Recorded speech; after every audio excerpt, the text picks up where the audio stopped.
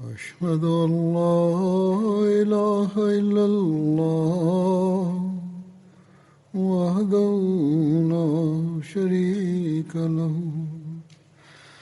وأشهد أن محمدا عبده ورسوله أما بعد فأعوذ بالله من الشيطان الرجيم بسم الله الرحمن الرحيم الحمد لله رب العالمين الرحمن الرحيم مالك يوم الدين إياك نعبد وإياك نستعين اهدنا الصراط المستقيم صراط الذين أنعمت عليهم غير المغضوب عليهم ولا الضالين.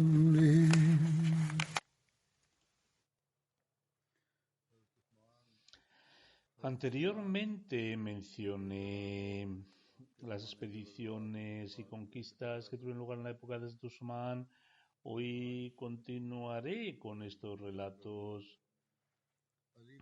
Ali bin Muhammad Madaini relata: Tabaristán fue conquistado en la época de Usmán y en el año 30 después del Hijra, Hazrat Said bin As fue conquistado por Hazrat Said bin As, radiyallahu anhu. Hubo una batalla, los musulmanes capturaron la fortaleza. Luego la conquista de Savari, la batalla de los mástiles, tuvo lugar el 31 después del Hijr. En la mayoría de los libros de historia la ubicación de esta batalla no se menciona. Sin embargo, Allama Ibn Khaldun ha mencionado que esta batalla tuvo lugar en Alejandría. Según una narración, los musulmanes lucharon contra las fuerzas bizantinas en una batalla llamada Savari después de la Hijra. Abu Mashar narra que la batalla de Savari tuvo lugar en el 34 después de la Hijra, y la batalla de Usabda, que fue una batalla naval, tuvo lugar el 31 después de la Hijra. Según Waqidi, el historiador, ambas batallas de Savari y Usaiba tuvieron lugar el 31 después de la Hijra.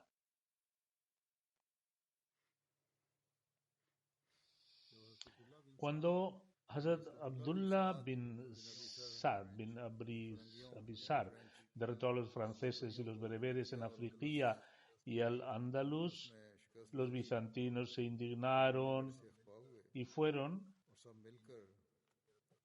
Constantin bin Herakl y se prepararon para comenzar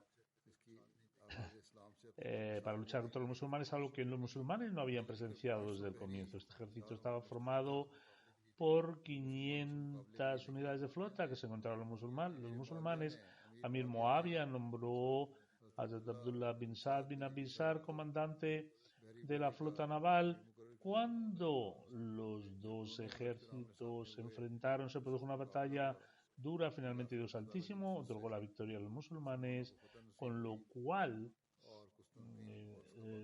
resultado de lo cual Constantino II huyó con el ejército restante. La conquista de Armenia tuvo lugar el 31 después de la Hijra. Según Armenia fue conquistada el 31 después de la Hijra por Habib bin Maslama Fehri. La conquista de Khurasán tuvo lugar el 31 después del Hijri. Abdullah bin Amir partió hacia Khurasán y conquistó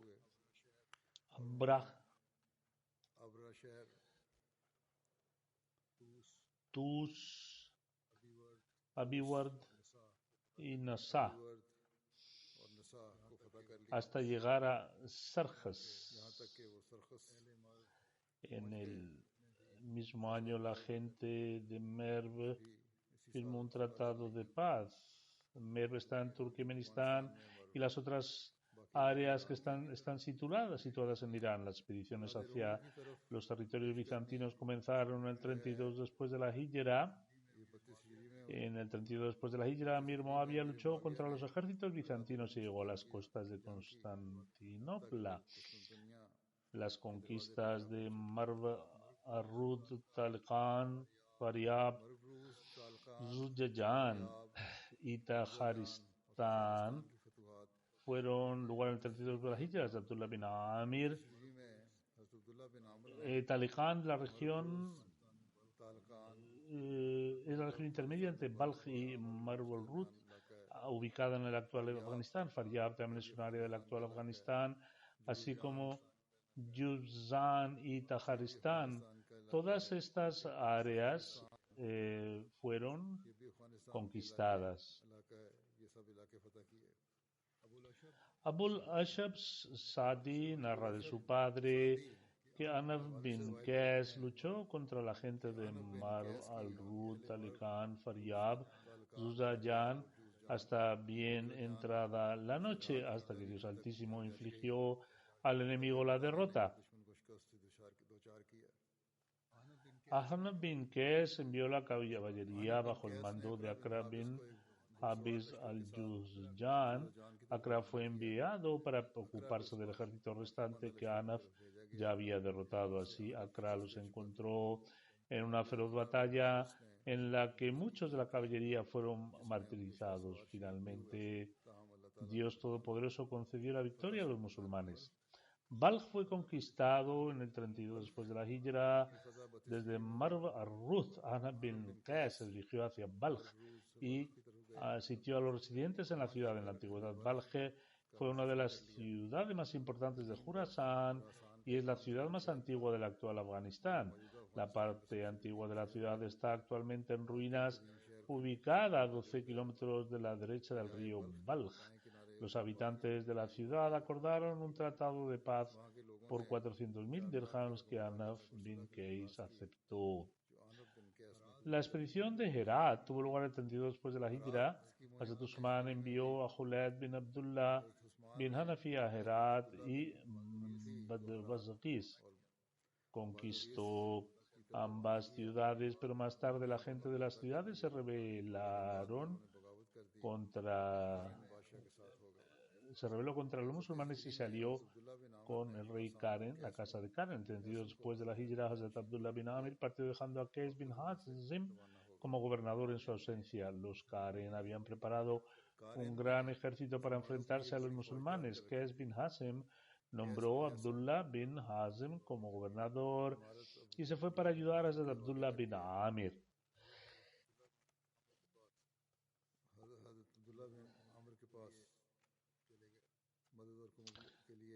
Dado que había un gran ejército enemigo enfrentándose a ellos, Abdullah bin Hazim partió para luchar contra el rey Karen con un ejército de 4.000 soldados. Abdullah bin Hazim envió 600 soldados como vanguardia y partió detrás de ellos. La fuerza de vanguardia alcanzó al ejército de Karen en la noche y lanzó un ataque. Debido a este ataque repentino, el enemigo quedó petrificado y cuando el ejército musulmán restante llegó allí, el enemigo sufrió una derrota aplastante y el rey Karen murió. Los musulmanes los persiguieron y muchas personas fueron asesinadas o encarceladas después de su captura. Durante la época de Usman, el Islam llegó al subcontinente indio. El imam Yusuf escribe en su libro Al-Kharaj, con referencia al imam Zuhri, que Egipto y Siria fueron conquistadas durante la era de Umar y Afriquía, Jorasán y Sindh fueron conquistados durante la época de Usman. Hay una narración sobre la llegada del Islam al subcontinente indio que dice así: durante la época de Usman, Abdullah bin Muamir recibió un ejército bajo su mando y fue enviado a Mukran y Sindh, donde demostró un gran valor y valentía en la conquista de Mukran. Posteriormente fue nombrado gobernador de estas tierras recién conquistadas. En lo que respecta a Zamuyashi ibn Masud Sulami, está escrito que mientras Está escrito que mientras dirigía un ejército musulmán, luchó una yihad contra los oponentes del Islam en Kabul, la capital del Afganistán actual. Según los historiadores, Kabul se consideraba parte de la India en ese tiempo, durante la era de Hazrat Usman, Raziyallahu anhu. Hazrat Mujashi luchó contra los oponentes del Islam en Baluchistán, una provincia de Pakistán, y también conquistó el área vecina de Sijistán. A partir de entonces, los musulmanes comenzaron a vivir en estas áreas de su continente indio y la consideraron su tierra natal. Hay varias profecías del santo profeta sallallahu alaihi wasallam con respecto a la discordia y la lucha que surgieron durante la época del califato de Usman. Aisha narra que el santo profeta sallallahu alaihi wasallam dijo: "Oh Usman, es posible que Allah te otorgue un manto. Si la gente te exige que te quites este manto, no te lo quites". Esta es una narración de Tirmidhi, se ha narrado en Sunan Ibn Majah de la siguiente manera. Hazrat Aisha narra que el santo profeta sallallahu alaihi wasallam declaró: "Oh Usman, si alguna vez Allah te confía este asunto, es decir, el califato, y los hipócritas tratan de quitarte el manto que Allah te ha otorgado, nunca te lo quites". El santo profeta repitió esto 3 veces. El narrador Nu'man afirma que le preguntó a Hazrat Aisha qué le impidió informar a otros sobre esta noticia. Hazrat Aisha declaró que se olvidó de eso. Hazrat Ka'b bin Ujra relata que el santo profeta sallallahu alaihi wasallam una vez habló sobre una discordia y dijo que ocurriría muy pronto. Mientras el santo profeta sallallahu alaihi wasallam narraba esto, pasó una persona cuya cabeza estaba cubierta y vestida con un manto. El santo profeta sallallahu alaihi wasallam declaró: "En ese día, cuando surja esta discordia, este individuo estará en la verdad". El narrador afirma que inmediatamente se puso de pie y agarró a esa persona y descubrió que era Hazrat Usman. Sostuvo a Hazrat Usman con ambas manos y lo giró luego en la dirección del santo profeta sallallahu alaihi wasallam. Le preguntó: "¿Es esta persona?". El santo profeta dijo: "Sí". Hazrat Aisha relata que el santo profeta sallallahu alaihi wasallam declaró durante su enfermedad que deseaba que algunos de sus compañeros estuvieran en su compañía. Ante esto preguntaron: "Oh mensajero de Allah, ¿traemos a Abu Bakr?". Sin embargo, el santo profeta permaneció en silencio. Luego le preguntaron: "Oh mensajero de Allah, ¿traemos a Umar?". Una vez más, el santo profeta permaneció en silencio. Luego preguntaron: "Oh mensajero sallallahu alaihi wasallam de Allah, ¿traemos a Usman?". A esto el santo profeta respondió afirmativamente. Después de esto llevó a Hazrat Usman. El santo profeta lo llevó a un solo lado. Cuando el profeta comenzó a hablar con él, la tez del rostro de Hazrat Usman comenzó a cambiar. Que relata que Abu Sahla, el esclavo liberado de Hazrat Usman, le dijo que el día del Yawm ad-Dar, Hazrat Usman bin Affan declaró que el santo profeta sallallahu alaihi wasallam le había dado una instrucción específica que ahora él iba a cumplir. El narrador afirma que Hazrat Usman afirmó: "Soy firmemente paciente sobre esto. Yawm ad-Dar es el día en que los hipócritas sitiaron a Hazrat Usman en su casa y luego lo martirizaron de una manera despiadada".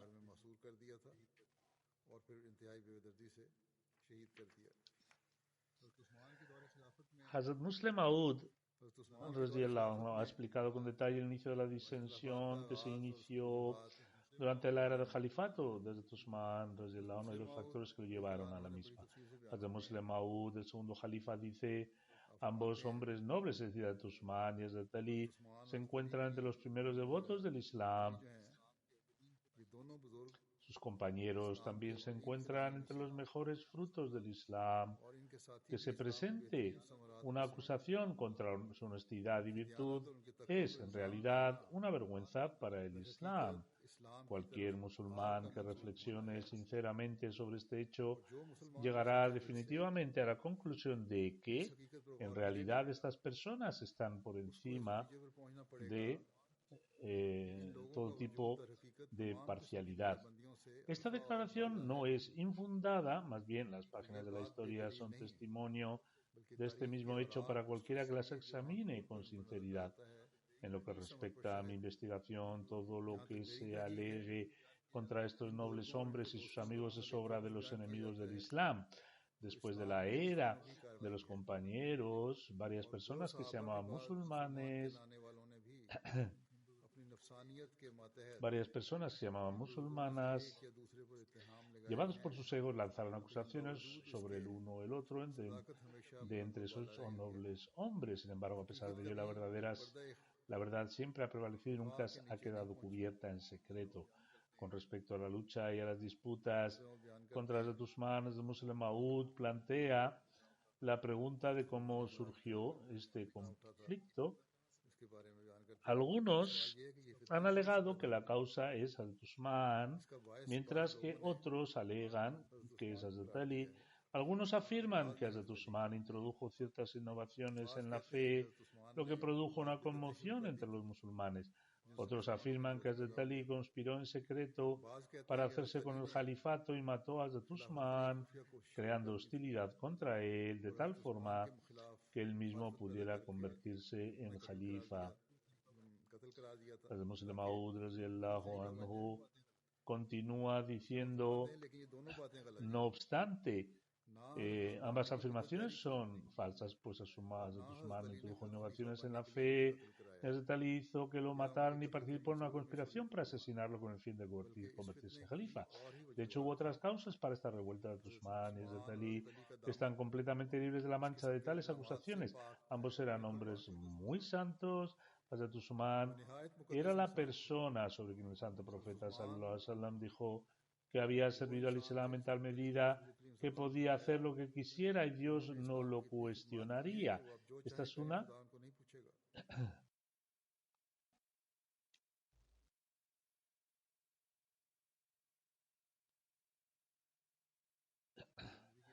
una narración del Sunan al-Tirmidhi. Esto no implicaba que se le exigirían responsabilidades, incluso si renunciaba al Islam. De hecho, infirió que había adquirido tantas cualidades y progresado de tal manera en su virtud que no era posible que alguna de sus acciones violara los mandamientos de Dios Altísimo. Como tal, Hazrat Usman no era un hombre que emitiría una orden violando la Sharia, ni Hazrat Ali un hombre que conspiraría en secreto para asumir el califato.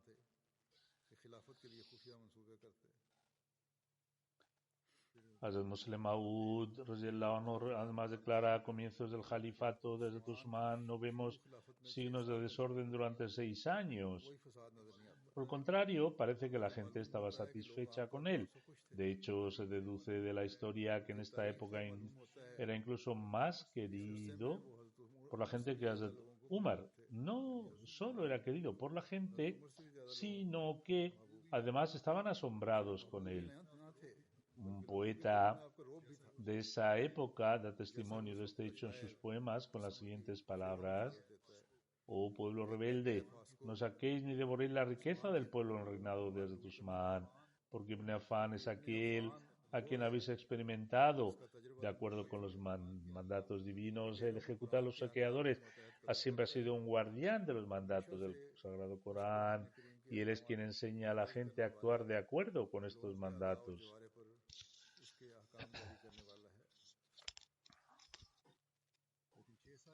Pero después de los 6 años vimos un conflicto en el 7º año.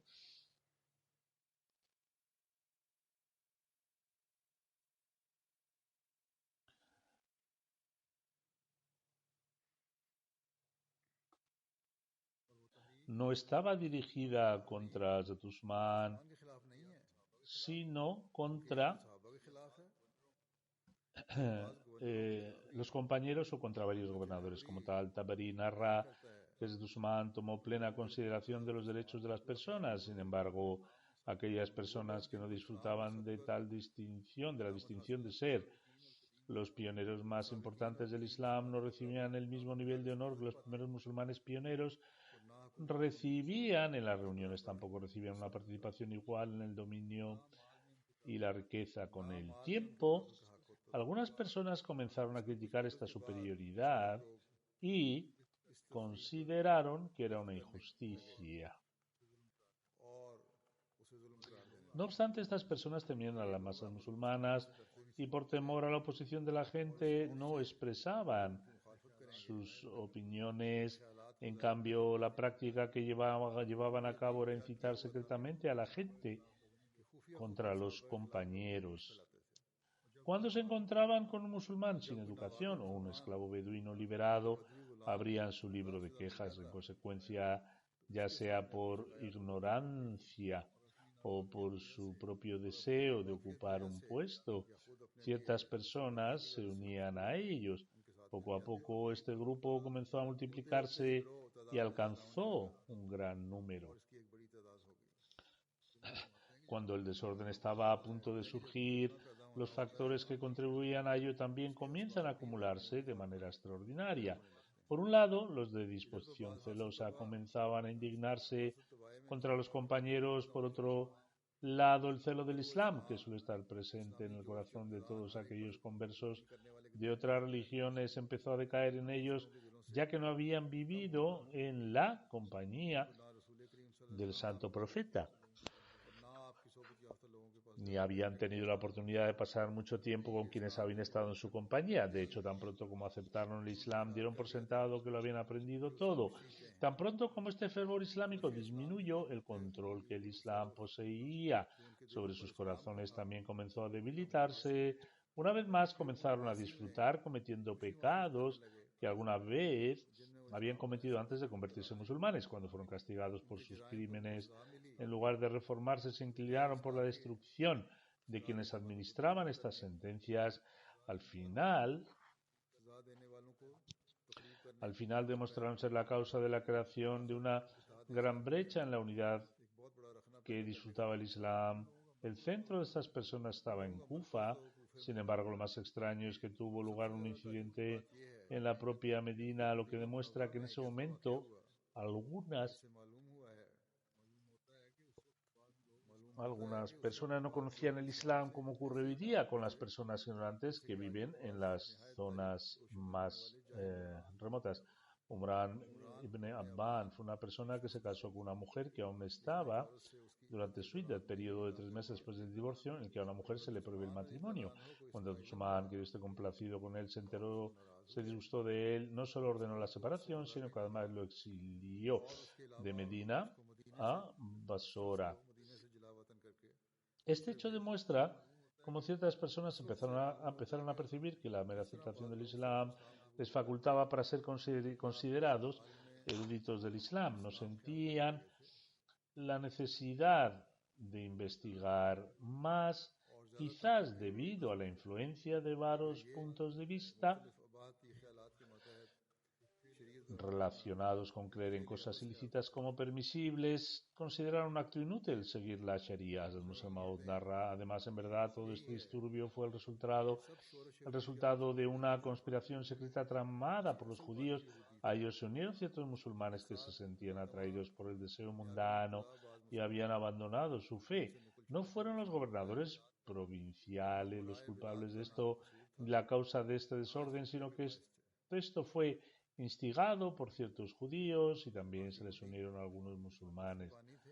No obstante, los gobernadores nombrados por Hazrat Usman estaban libres de culpa y no instigaron este desorden. Su única falta fue que habían sido nombrados por Hazrat Usman, y la culpa de Hazrat Usman fue que él se aferró a la cuerda de la unidad islámica a pesar de su vejez y debilidad física. Llevaba sobre sus hombros la carga de la umma musulmana y le preocupaba el establecimiento de la Sharia islámica. No permitía que los rebeldes y tiranos oprimieran a los débiles e indefensos según sus deseos. Como tal, El siguiente incidente da testimonio de la veracidad de este hecho. Cuando los mismos rebeldes celebraron una reunión en Kufa y comenzaron a discutir sobre cómo podría haberse creado el desorden en los actos musulmanes, todos dieron una opinión unánimemente. Por Dios, nadie puede atreverse a levantar la cabeza mientras prevalezca el reinado de Usman. Era la misma persona de Usman el que evitó la rebelión.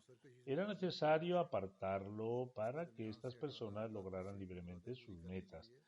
Al explicar más detalles sobre la lucha y la discordia, Hazrat Musleh Maud afirma: entonces Hazrat Usman llamó a los malhechores y también reunió a los compañeros del santo profeta sallallahu alaihi wasallam. Cuando todos se reunieron, Hazrat Usman les informó sobre este asunto. Los dos informantes también se mantuvieron como testigos y dieron su testimonio sobre lo que estaban conspirando los rebeldes. Ante esto, todos los compañeros dieron el siguiente veredicto: ejecutar a estas personas que están creando el desorden en nombre de la paz y la reforma, porque el santo profeta sallallahu alaihi wasallam ha dicho que la maldición caiga sobre el individuo que llama a la gente a su propia obediencia y la obediencia de otro. En el momento en que hay un imán presente, matad a una persona, así sea quien sea. Luego recordaron a todos las palabras de Hazrat Umar. Es una narración de Sahih Muslim. No considero que la ejecución de una persona se os permita sin que yo no participe.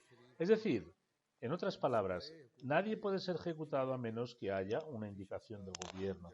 Al escuchar el veredicto de los compañeros, Hazrat Usman declaró: no, los perdonaremos y aceptaremos sus ruegos, los asesoraremos con todos nuestros esfuerzos y no nos opondremos a nadie siempre que no viole claramente la ley o exprese incredulidad. Entonces Hazrat Usman dijo: estas personas han mencionado ciertas cosas de las que vosotros también sois conscientes. No obstante, su plan es debatir conmigo sobre estos temas para que ellos puedan regresar y decir: participamos en un debate con Usman sobre estos temas y ha sido derrotado. Estas personas alegan que durante el viaje yo ofrecí la oración completa, pero el santo profeta solía rezar el Qasr, la oración abreviada, durante el viaje. Sin embargo, fue solo en Mina donde ofrecí la oración, la Mená, donde ofrecí la oración completa, y se debió a dos razones. Primero, que yo era el dueño de una propiedad allí y me había casado en ese lugar. En segundo lugar, porque supe que en esos días la gente se había reunido para el Hajj, la peregrinación a la Meca, y los iletrados de entre ellos empezaron a decir que el Jalifa solo ofrece 2 raka'ats, unidades de oración, por lo que solo debe haber 2 raka'ats en la oración. ¿No es cierto esto? Los compañeros radiyallahu anhum respondieron: sí, eso es correcto. Hazrat Usman dijo: el segundo alegato que hacen es que yo introduje la innovación de establecer pastos públicos, aunque esta es una acusación falsa. Los pastos fueron establecidos antes, fueron introducidos por Hazrat Umar, y yo solo los he hecho más espaciosos debido al creciente número de camellos que se dan en limosna. Por lo tanto, la tierra destinada a pastos públicos no es la riqueza de nadie. No saco ningún beneficio en esto. Solo tengo 2 camellos, y cuando me convertí en Jalifa era el más rico de todos los árabes. Ahora solo tengo 2 camellos. Que he guardado para el Hajj.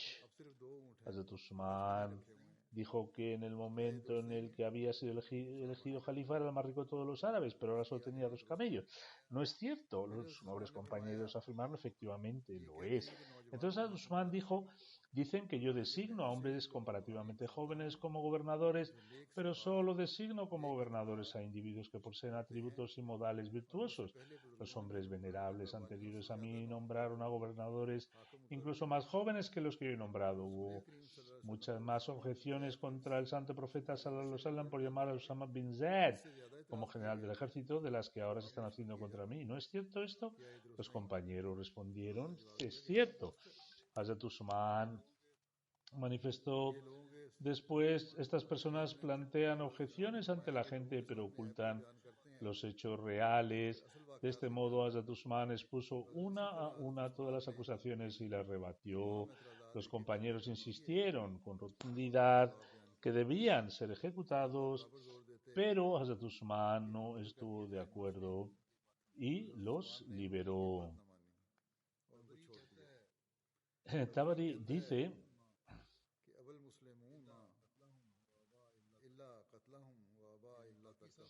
el resto de los musulmanes estaba convencido que debían ser ejecutados, pero Hazrat Usman no pudo ser convencido de ninguna manera para castigarlos. Este incidente muestra los diversos tipos de falsedad y engaño que emplearon los transgresores en esa época, cuando la prensa y los medios de transporte no estaban tan desarrollados como hoy día. Era muy fácil engañar a la gente ignorante. De hecho, estas personas no tenían una razón legítima para sublevarse, ni la verdad les apoyó, ni ellos dijeron la verdad. Todos sus esfuerzos se basaron en mentiras y falsedades. Solo les salvó la piedad de Usman radhiyallahu anhu. De lo contrario, los musulmanes les habrían hecho pedazos. Los compañeros radhiyallahu anhu nunca toleraban que la paz y la seguridad que habían logrado sacrificando sus vidas fueran aniquiladas de este modo por la maldad de unos pocos infames. Veían que el Estado Islámico se derrumbaría si estas personas no eran castigadas de inmediato, pero Hazrat Usman era la personificación de la clemencia y deseaba por todos los medios que estas personas fueran guiadas correctamente para que no murieran en un estado de incredulidad. Como tal, Hazrat Usman mostró indulgencia hacia estas personas y consideraba sus acciones de rebelión manifiestas como una mera intención de sublevación y por tanto aplazó su castigo. Este incidente también ilustra que los compañeros detestaban profundamente a estas personas. El motivo es que, en primer lugar, los malhechores afirmaron que únicamente estaban con ellos 3 personas. Los malhechores solo nombraron a 3 vecinos de Medina que estaban de su parte. Si hubiera habido otros compañeros de su parte, también los habría nombrado. En segundo lugar, los compañeros demostraron a través de sus acciones que aborrecían las acciones de estos malhechores y consideraron sus actos como una violación de la Sharia, hasta el punto que, en su opinión, ningún castigo menor que la ejecución era aceptable para ellos. Si los compañeros que apoyaban estas personas o la gente de Medina hubiera tenido los mismos puntos de vista que los malhechores, no habría necesitado ninguna otra justificación, excusa y habría matado a Hazrat Usman allí mismo y habrían elegido otra persona para el cargo de Jalifa en su lugar. Sin embargo, observamos que estas personas, en vez de lograr matar a Hazrat Usman, que Dios esté complacido con él, vieron sus propias vidas amenazadas por las espadas desenvainadas de los compañeros. Fue gracias al favor y a la amabilidad de esa persona piadosa y compasiva a quien pretendían asesinar y contra quien habían instigado un ultraje que pudieron escapar sin problemas. Uno se sorprende de la malicia y la injusticia de estos malhechores porque no obtuvieron el más mínimo beneficio de este incidente cuando una de sus alegaciones fueron ampliamente refutadas y se demostró que todas sus objeciones eran falsas e infundadas. Fueron testigos de la misericordia y la compasión de Usman y el alma de cada individuo daba testimonio de que no había una persona así como esta en la faz de la tierra por este momento. No obstante, en lugar de arrepentirse de sus pecados, avergonzarse de su iniquidad, sentir remordimiento por sus ofensas y abstenerse de sus maldades, estas personas comenzaron a arder más aún en el fuego de la furia y la ira. Consideraron su enmudecimiento una deshonra y el perdón de Usman el resultado de su buena planificación. Así regresaron mientras diseñaban estrategias para cumplir su plan restante en el futuro. Continuaré narrando estos relatos si Dios quiere en el futuro.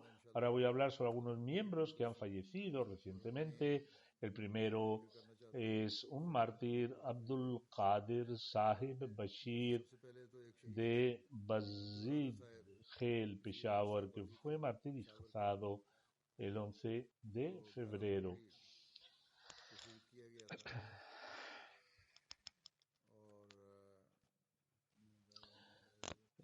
En verdad, Allah hacemos si a él será el retorno.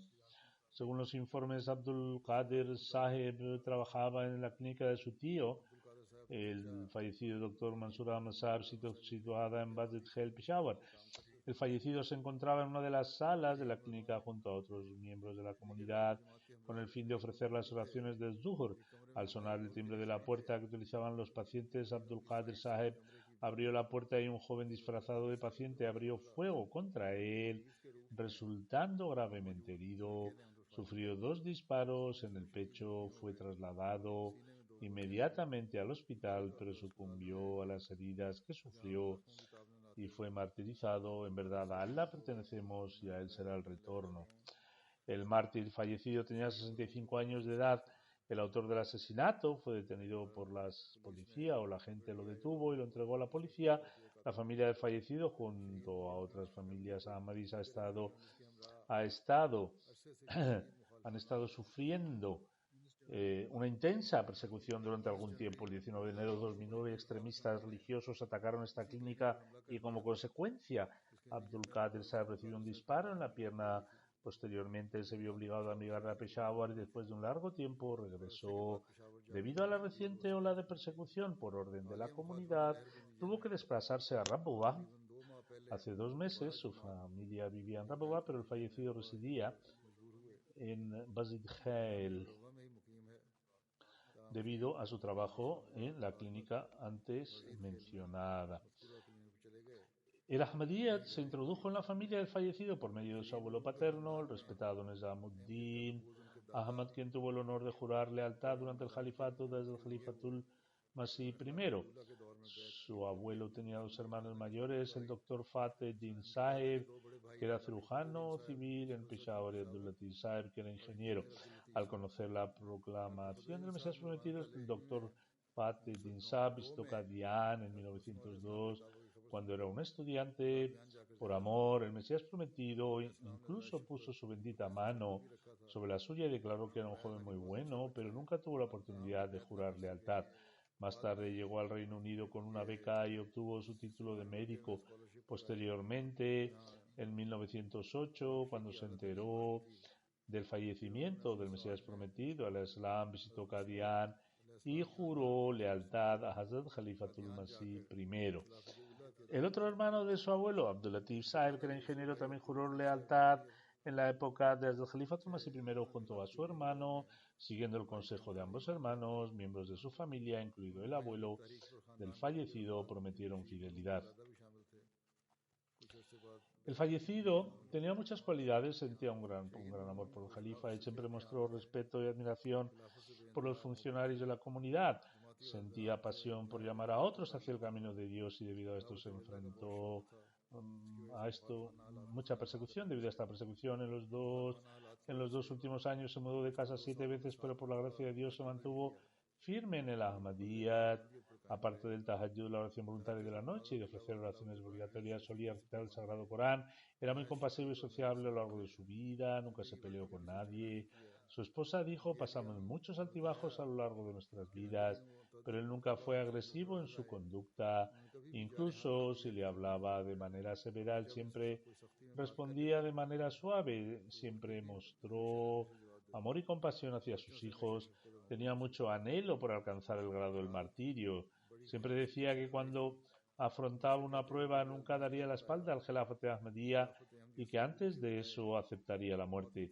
Ella escribe además: el estado de sus oraciones era tal que en ocasiones, cuando él estaba en sajda, en la postración, Los miembros de la familia lo empujaban levemente por si le hubiera sucedido algo, Dios no lo quiera, ya que permanecía en el estado de sajda durante mucho tiempo. El mártir fallecido tuvo la oportunidad de servir a la comunidad Bat Zigel como Muntazim Terbiya. El fallecido deja a su esposa, Sajda Kadesar, 4 hijos y 5 hijas. Que Dios Todopoderoso eleve el estatus del mártir fallecido y proteja a los que deja atrás, y que Dios permita a sus hijos continuar con obras virtuosas.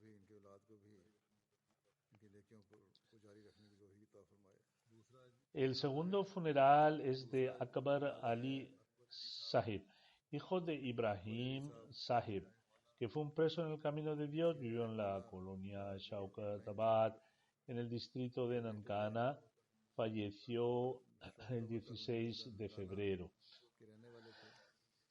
Akbar Ali Sahib, que había sido encarcelado en el camino de Dios, falleció el 16 de febrero del 2021 debido a un ataque al corazón mientras estaba en la prisión de Sheikhupura.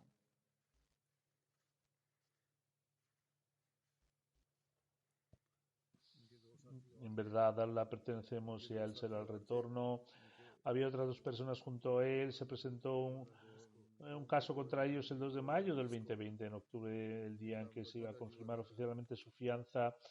El Tribunal Supremo rechazó su fianza provisional y ordenó su encarcelamiento. Posteriormente, los 3 fueron encarcelados.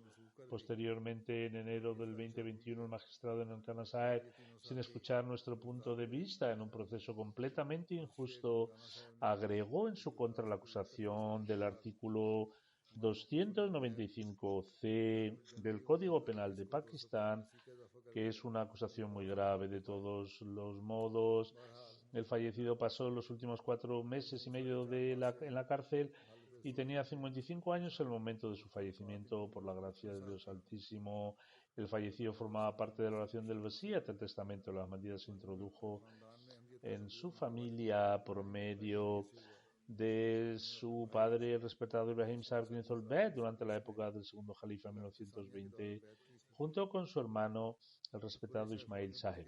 Akbar Ali Sahib se alistó en el ejército y sirvió en él durante 23 años como Havaldar, suboficial equivalente a tal sargento.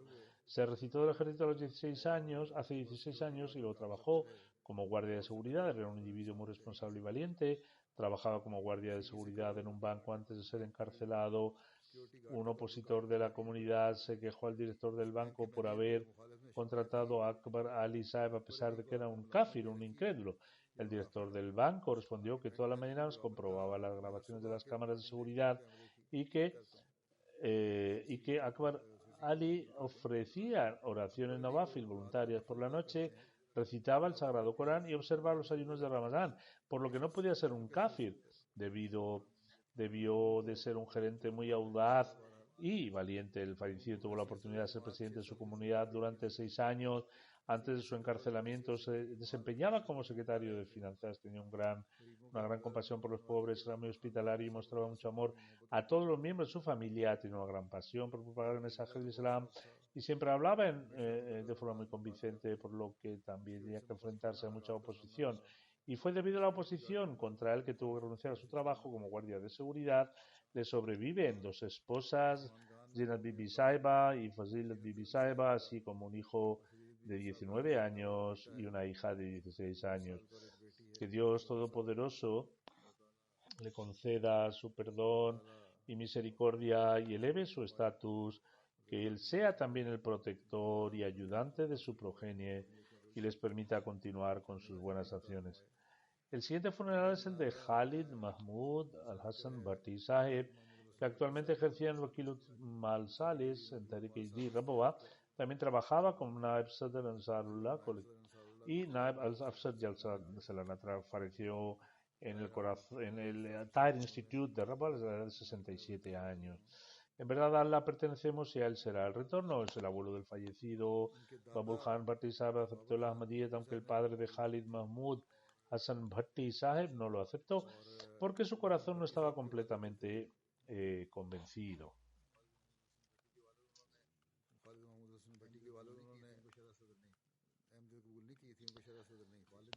Es decir, Babul Khan aceptó la Ahmadiyyat, pero su padre no. Un día estaba en la granja mientras hacían trabajos agrícolas y el padre de Khalid Mahmud al Hassan Bhatti también estaba allí, yacía acostado con una manta encima.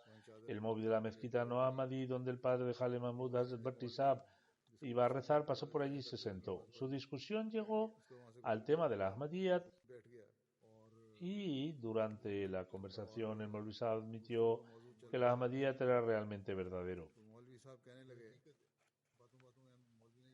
El padre de Khalid Mahmud al-Hassan Bhatti Saab se quitó inmediatamente la manta de la cara y se levantó y dijo: si la Ahmadiyyat es verdadero, ¿por qué nos llevas por el mal camino? En otras palabras, lo llevó por el mal camino el decirle que la Ahmadiyyat estaba equivocado y que no debía seguir a su padre en la aceptación de la Ahmadiyyat. En su caso, su padre declaró: entonces escucha con atención, a partir de hoy estaré al lado de donde esté la verdad. Después realizó el bet de la mano del Muslim Maud. Khalid Mahmud al-Hassan Bhatti Saab se licenció en Ciencias Políticas por la Universidad de Punjab en 1978. En 1980 tuvo una maestría en Historia. A continuación trabajó en el servicio gubernamental como profesor durante 2 años y luego presentó su renuncia después de 2 años. En 1982 dedicó su vida al servicio de la comunidad y tuvo la oportunidad de servir a la Jamaat de distintas maneras durante aproximadamente 38 años. En 1982 fue nombrado en el local Tamil Tanfiz y también sirvió como Naib Wakil, luego fue nombrado Wakil Divan y después Wakilul Mal Sales. También tuvo la oportunidad de visitar oficialmente Indonesia, Singapur, Birmania, Sri Lanka, Nepal, Uganda.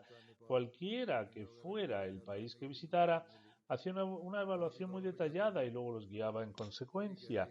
En particular, cuando visitó Birmania y Sri Lanka, la comunidad se benefició enormemente de su orientación y así lo reconoce. Muchos de ellos me han escrito mencionando que aprendieron mucho sobre el Nizam Jamaat, el sistema administrativo, que desempeñó un papel importante en el establecimiento de su relación con el califato. Asimismo, formó parte del Comité Central de Juddam al-Ahmadiyya, los jóvenes Ahmadis, y de los Ansarullah, y fue miembro de varios comités, entre ellos la Junta de Qaza, Jurisprudencia.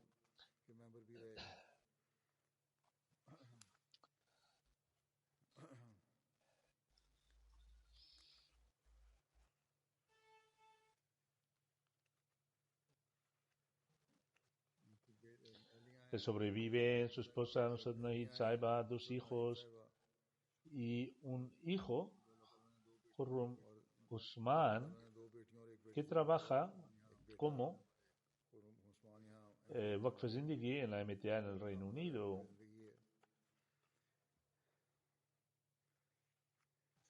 Su esposa escribe que después de terminar su maestría en Ciencias Políticas le expresó a su padre que quería hacer una maestría en Historia.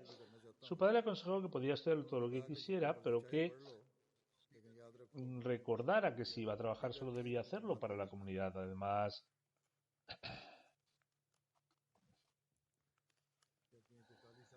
afirma que en los 43 años de matrimonio él la trató siempre con la máxima amabilidad.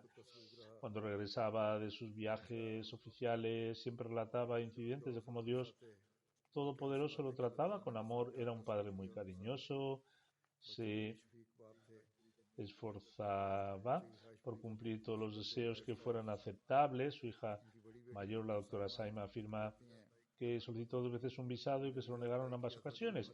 Lo solicitó por 3ª vez al mismo tiempo. Bhatti Saab, su padre, al mismo tiempo Bhatti Saab salía de viaje oficial. Le pidió que retrasara el viaje unos días porque le habían dado una fecha para el resultado de su visado y tenía que ir a la embajada. Al escuchar esto dijo que esto no era posible y que debía ir sola porque, como él viajaba por la causa de Dios Altísimo, él le otorgaría sus bendiciones y sucedió que su visado fue aprobado en esta ocasión. Su hija menor escribe que era un padre muy cariñoso y que los trataba con la máxima amabilidad. nunca le regañaba y siempre se aconsejaba de forma muy cariñosa, siempre daba prioridad al trabajo de la Jamaat, no importaba lo importante que fuera el trabajo en casa. Primero terminaba todo el trabajo de la oficina y luego volvía a casa. Constantemente estaba dispuesto a servir a la comunidad y tenía un gran amor y pasión por el trabajo de la Jamaat. Siempre daba prioridad a su fe, sobre todo los asuntos mundanos. También he observado que trabajaba con mucha diligencia y que además servía con la máxima lealtad y con un espíritu de dedicación. Una de sus hijas afirma que siempre que nos enfrentábamos a una dificultad nos aconsejaba confiar en Dios Altísimo, decía que Dios Todopoderoso nunca los abandonaría y de hecho Dios Altísimo nunca lo hizo. Su hijo escribe que desde que tienen memoria siempre lo han visto sirviendo a la comunidad. Cada vez que se enfrentaba a una dificultad o una prueba, decía que como estaba sirviendo a la fe y haciendo el trabajo de Dios, por lo tanto, Él le concedería ayuda y ciertamente le otorgaría sus bendiciones y le proporcionaría facilidad en su trabajo. Realmente mantenía el espíritu de su waqf, de haber consagrado su vida. Su hijo afirma además que a pesar de su compromiso con el servicio a la Jamaat, nunca descuidó ninguna de sus responsabilidades en el hogar, se ocupó personalmente de todos y cada uno de los asuntos. Lake Abid Saab es asesor jurídico de Tehreek. Dice, llevo 38 años trabajando con él, siempre respetaba y defendía las tradiciones de la comunidad. Una de sus muchas cualidades era que consideraba de suma importancia proteger los bienes de la Jamaat con gran diligencia.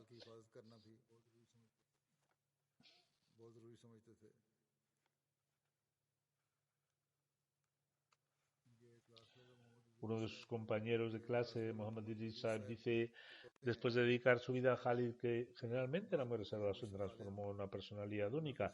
El amor por el califato estaba quizás arraigado en cada fibra de su ser y siempre mostró completa obediencia al califa de la época y estuvo siempre inmerso en el servicio de la comunidad. Un trabajador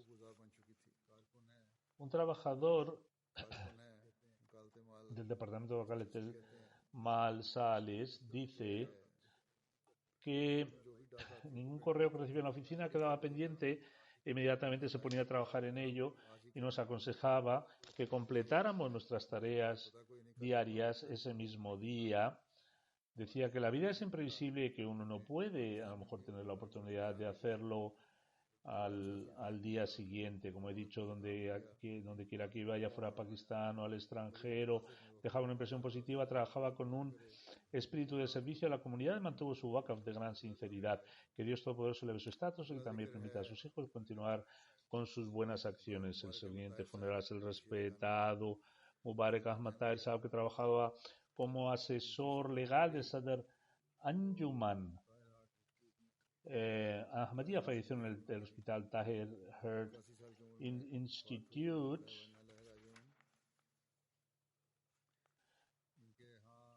el 17 de febrero a la edad de 81 años. Inna lillahi wa inna ilaihi rajiun. El Ahmadiyya dentro de su familia a través de su padre, el respetado Sufi Ghulam Muhammad Saib, en 1927, cuando se enteró del establecimiento de la Jamaat en Qadian, él y sus parientes decidieron viajar allí para averiguar más. Por ello, en 1926 viajaron desde Zarparkar, Sindh, para asistir al Jalsa Salana, la convencional. Quedaron muy impresionados por Hazrat Muslim Maud y la comunidad, pero no hicieron el Bet. Decidió ir a Qadian también el año siguiente, pero sus amigos se negaron. Sin embargo, cuando viajó a Qadian al año siguiente, en 1927, asistió a la convención anual y realizó allí el Bet. En ese momento tenía 28 años. Su pueblo seguía estrictamente al Hadith, se enfrentaba a una gran oposición. Sus suegros le dijeron a su mujer que se había convertido en un incrédulo y le dijeron que volviera a casa. No obstante, al poco tiempo su esposa le dijo: he observado que después de convertirse en un incrédulo se ha convertido de hecho en un mejor musulmán, por lo tanto he vuelto y no veo ninguna razón para dejarlo. A pesar de ello, todo el pueblo boicoteó a la familia hasta el punto de impedirles obtener agua del pozo del pueblo. Tenían que recorrer varios kilómetros para recoger agua y narra que después de varias semanas el pozo de nuestro pueblo local se secó y la gente del pueblo creyó que la razón por la que se había secado era que habían impedido que Sufi Saab obtuviera agua. A continuación volvieron a preparar un pozo, se dirigieron a él y le pidieron que fuera el primer individuo en hacer una contribución financiera para ello, ya que creían que si contribuía a ello el proceso proporcionaría agua continuamente. Por consiguiente, aunque sus familiares no aceptaron la Ahmadiyyat, sin embargo, dejaron de oponerse a él tras este incidente. Le sobrevive su esposa, Rashida Parvin Saheba, y Dios Todopoderoso les bendijo con 4 hijos y 2 hijas. Uno de sus hijos es Hafiz Iyaz Ahmad Tahir, que reside aquí en Islamabad y es profesor en Jamia Ahmadiyya, Reino Unido. Otro hijo suyo es Nasser Ahmad Tahir, que es una persona consagrada y trabaja en la revista The Review of Religions en Canadá. En 1968, el respetado Mubarak Tahir Sahib finalizó su máster en economía. Luego, en 1969, obtuvo su título de abogado y en enero de 1970 aprobó su solicitud de Waqf.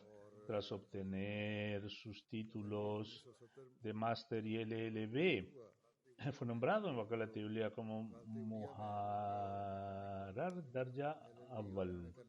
Luego, el 5 de febrero de 1971, fue enviado a Uganda como profesor, regresó a Pakistán en 1972 y tuvo la oportunidad de servir en Wakalat Mal Thani durante algún tiempo.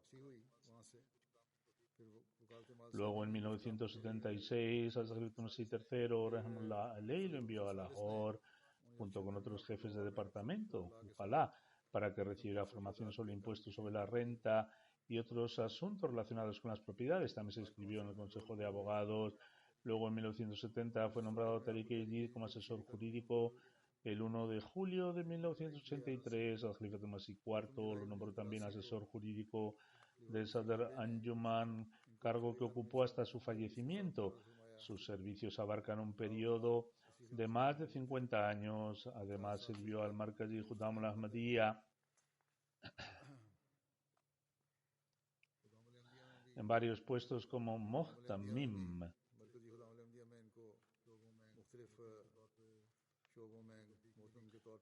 Su esposa Rashida Parvin Saheba dice siempre que entraba en casa con una sonrisa en la cara transmitía el saludo de paz. Primero hacía sus oraciones y luego comía algo. Continúa diciendo que tiene innumerables recuerdos con los califas. Siempre que se sentaba con los niños de la familia les contaba incidentes que inspiran la fe. Les hablaba de las bondades, las bendiciones y las recompensas asociadas a permanecer junto con el califato, ayudado discretamente a los necesitados hasta el punto de que ni siquiera nosotros lo sabíamos y solo nos enterábamos cuando alguien que había sido ayudado por él venía a contárnoslo o lo expresaba de una manera u otra, compartía el dolor de los demás y participaba de su felicidad. Ofrecía nawafil, recitaba el Sagrado Corán, invocaba salutaciones al Santo Profeta. Solía decir que Dios Altísimo se encarga del éxito de una persona consagrada y que hay que tener plena confianza en Dios, rezar, buscar el perdón y desarrollar el amor por el califato, y que finalmente es muy importante escribir al califa para pedirle oraciones. Todo esto es cierto, tenía mucha confianza en Dios.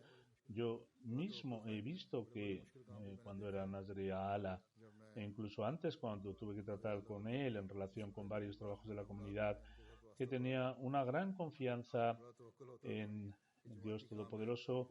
Siempre que se enfrentaba a tareas difíciles tenía un alto grado de confianza en él. Le decía que este trabajo era de la comunidad y que se haría a través de las oraciones del Jalifa. Comenzaba las tareas ofreciendo primero las oraciones y dando limosna, y luego por la gracia de Dios veía el éxito. Su hijo Hafiz Iyaz dice que una vez relató un incidente en 1967. El Jalifa Masih III viajaba a Karachi en tren. El tren se detuvo durante algún tiempo en la estación de Hyderabad, donde muchos ahmadis se reunieron para conocer al Jalifa Masih III. Hazur estaba de pie en la puerta del tren y le indicó al respetado Mubarak Tahir Sahib que se acercara. No tenía ningún conocimiento previo de él, o al menos Mubarak Tahir Shah pensaba que él, Hazrat Khalifa Masih, el Khalifatul Masih III, no lo conocía. En cualquier caso, continúa diciendo que Mubarak Tahir Shah avanzó rápidamente en la multitud hacia Azur. Cuando llegó a la puerta del Khalifatul Masih III, metió la mano en su sherwani, a él se le abrió largo tradicional, sacó algo de dinero y lo puso en el bolsillo de Mubarak Tahir Shah, tras lo cual el tren partió. Mubarak Tahir Shah solía decir que gracias a las bendiciones del dinero que el Khalifatul Masih III había puesto en su bolsillo, sus bolsillos siempre permanecían llenos. Y esta es la realidad. Dios Altísimo mantenía sus bolsillos llenos y recibía ingresos de forma extraordinaria. Pero, así como lo recibía, de la misma manera gastaba abiertamente en los pobres y para la llamada también.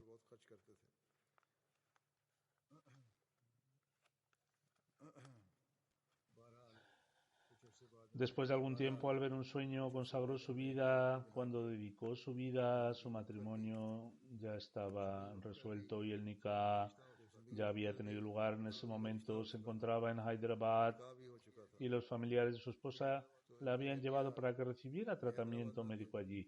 También informaron a Mubarak Ahmad Tahir Shah de que iban a ver a un médico. Cuando bajaron del tren, una mujer de la familia le dijo a Mubarak Ahmad Shah que había oído que había dedicado su vida, que los consagrados no tienen tan siquiera dinero para comer. Mubarak Shah dijo inmediatamente que hasta entonces solo se había producido el nikah y que el matrimonio aún no se había consumado y que si tenían tantas dudas sobre su futuro debían llevar a su hija a casa.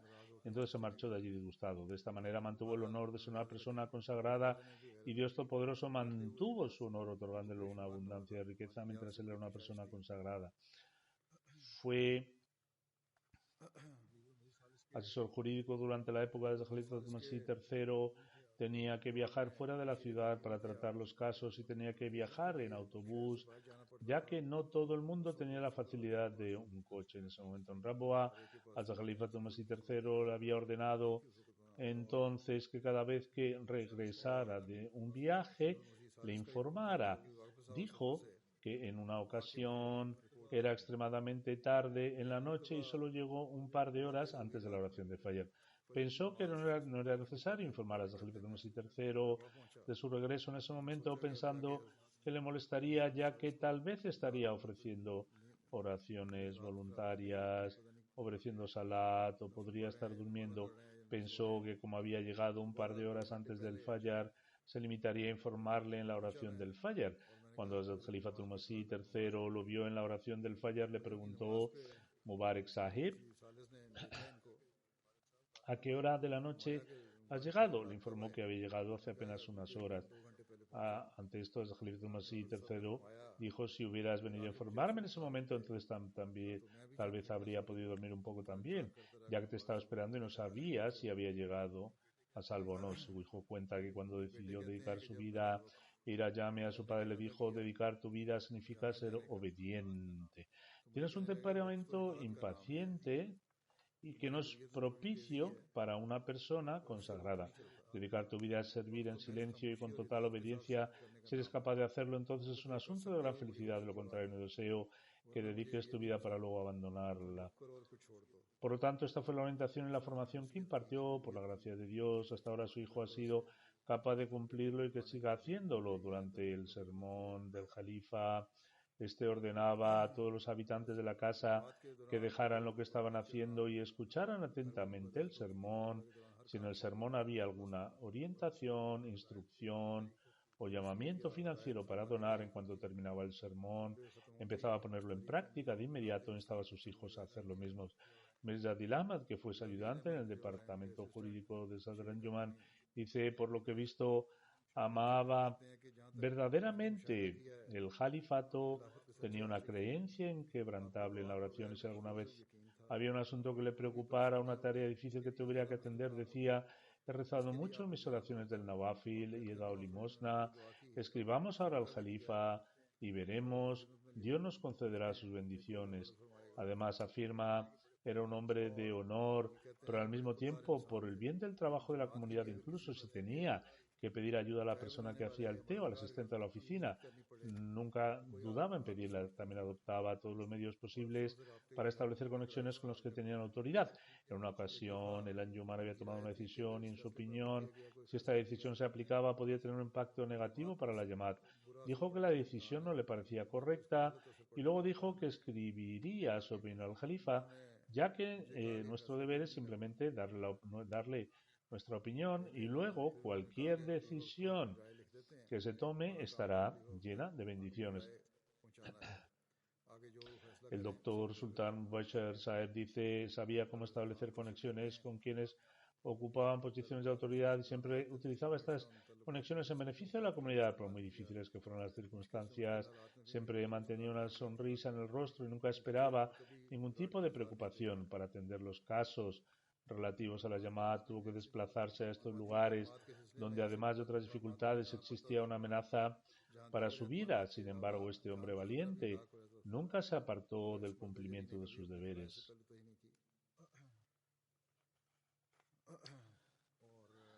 Como he dicho antes, Dios Altísimo había concedido abundantes riquezas. Dios Todopoderoso le ayudaba mediante bonos, de los que recibía grandes sumas. El doctor Saheb dice que una vez recibió cerca de 5 millones de rupias, de los cuales dio cerca del 60% a varios planes financieros de la comunidad y también ayuda a los pobres y necesitados. No se trataba de un incidente aislado, sino que esta ha sido siempre su práctica. Dios Altísimo le concedía grandes sumas y él daba la mayor parte en contribuciones financieras, el chanda, y para ayudar a los pobres. Tenía dos grandes deseos que le dijo y por los que pedía a los demás que rezaban. El primero, que era permanecer en un servicio hasta su último aliento, y el segundo era, a partir de este momento, que estuviera en estado de independencia y no ser una carga para nadie. Dios Todopoderoso cumplió ambos deseos. Yo mismo he visto que poseía muchas otras grandes cualidades. Trabajó con mucha paciencia y cuidado y nunca se preocupó. Su nivel de confianza en Dios era extraordinario. Que Dios Altísimo eleve su posición y permita que su progenie sea el destinatario de sus oraciones. Después de ofrecer las oraciones, dirigiré la oración fúnebre in absentia de todos los miembros fallecidos, si Dios quiere.